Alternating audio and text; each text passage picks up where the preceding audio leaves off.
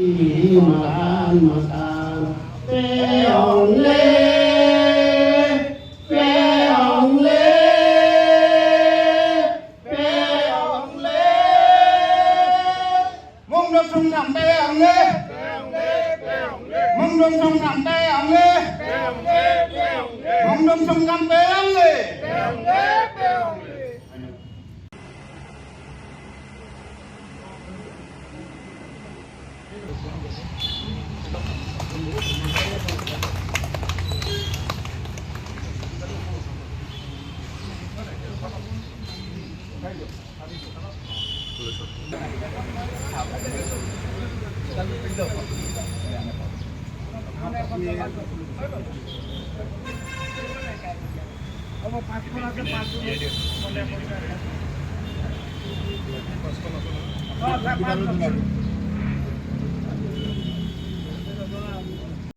আজি আমাৰ 134 সংখ্যক প্ৰতিষ্ঠা দিৱস অনুষ্ঠিত কৰি লৈছোঁ। কামৰূপ জিলাৰ উদ্যোগত আৰু সদৌ অসম আহোম সভাৰ যুটীয়া উদ্যোগত আমি 134তম প্ৰতিষ্ঠা দিৱস অনুষ্ঠিত কৰিছোঁ গুৱাহাটী চুকাফা ভৱনত। আজি হ'ল আমাৰ আহোম সভাৰ পদ্মনাথ গোহাঁই বৰুৱাদেৱে তেখেতৰ লগত কেইবাগৰাকী পানীন্দ্ৰনাথ গগৈ, সুৰেন্দ্ৰনাথ বুঢ়াগোহাঁইৰ পৰা আৰম্ভ কৰি বহু বৰেণ্য ব্যক্তিয়ে 1893 চনত আহোম সভা প্ৰতিষ্ঠা কৰিছিল।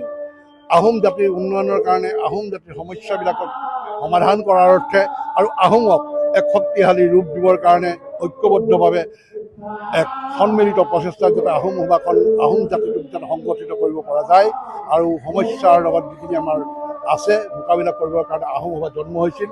আৰু 1893 চনৰ পৰা আজিৰ দিনটোলৈকে জীৱন ঘাত প্ৰতিঘাতৰ মাজেৰে আহোম সভা আগবাঢ়ি গৈছিল। তাত আমি সকলোখিনি ক'বলৈ নাযাওঁ, তথাপিও আহোম সভাই অসমৰ সৰ্বাংগীন উন্নয়নৰ কাৰণে জাতিটোক যাতে জীয়াই ৰখাৰ ক্ষেত্ৰত জাতিটো যাতে ম্লান হৈ নাযায়, বিলীন হৈ নাযায়, বিভিন্ন ধৰণৰ প্ৰচাৰ প্ৰৰোচনাৰ পৰা আৰম্ভ কৰি প্ৰতাৰণাৰ পৰা আৰম্ভ কৰি যিখিনি সন্মুখীন হৈছিল সেইখিনি প্ৰতিহত কৰিবৰ কাৰণে আহোম সভা জন্ম হৈছিল। আমি আশাবাদী যে আগন্তুক দিনত আহোম সভাৰ যোগেদি সকলো আহোম সমাজক ঐক্যবদ্ধভাৱে আমি ৰূপ দিবৰ কাৰণে অগৰহ প্ৰচেষ্টা চলাম আৰু এক সংগ্ৰামী ইতিহাস যিটো আহোম জাতিটোৰ আছে, এটা 600 বছৰীয়া ৰাজত্বকাৰ আহোম জাতিটো আছে, সেই জাতিক কিছুমান শক্তিয়ে যে আজি হেঁচা মাৰি ধৰি যাতে উঠিব মূৰ দাঙি থিয় হ'ব নোৱাৰে তেনেকুৱা প্ৰচেষ্টা কৰা পৰিলক্ষিত হৈছে। তাক আমি প্ৰতিহত কৰিবৰ কাৰণে আমি সদায় জাগ্ৰত প্ৰহৰী হিচাপে আমি কাম কৰি যাম। আগন্তুক দিনত আমাৰ আহোমৰ সৰ্বাংগীন উন্নয়নৰ কাৰণে সকলো সমবেত হৈ যাতে আগবাঢ়িব পাৰে তাৰ কাৰণে আমি প্ৰচেষ্টা চলাম আৰু সকলো সহযোগ কৰিব বুলি আমাৰ দৃঢ় বিশ্বাস।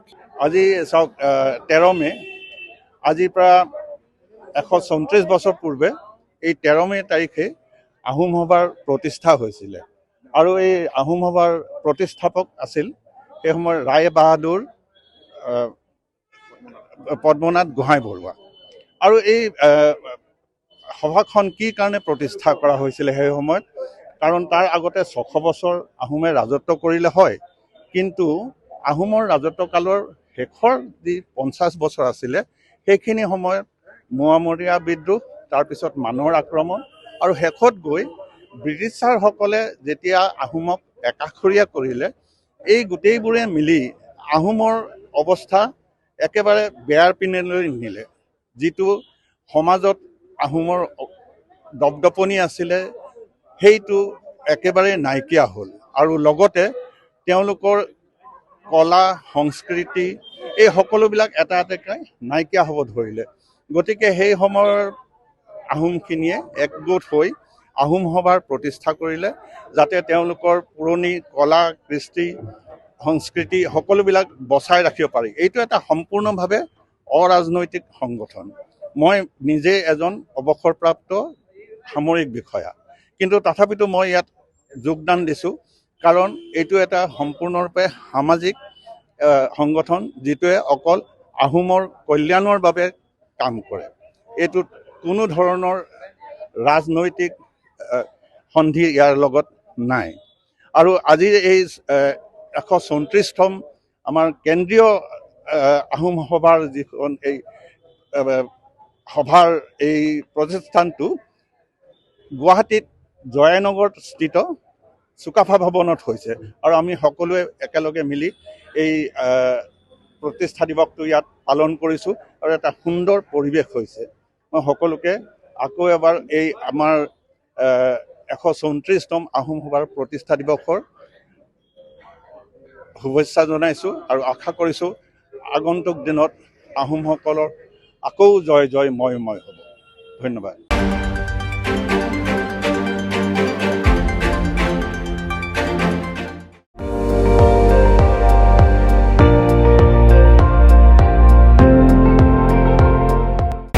আপুনি চাই আছে ND24, সৰ্বশ্ৰেষ্ঠ নহয় সৰ্বোত্তমৰ দৌৰ।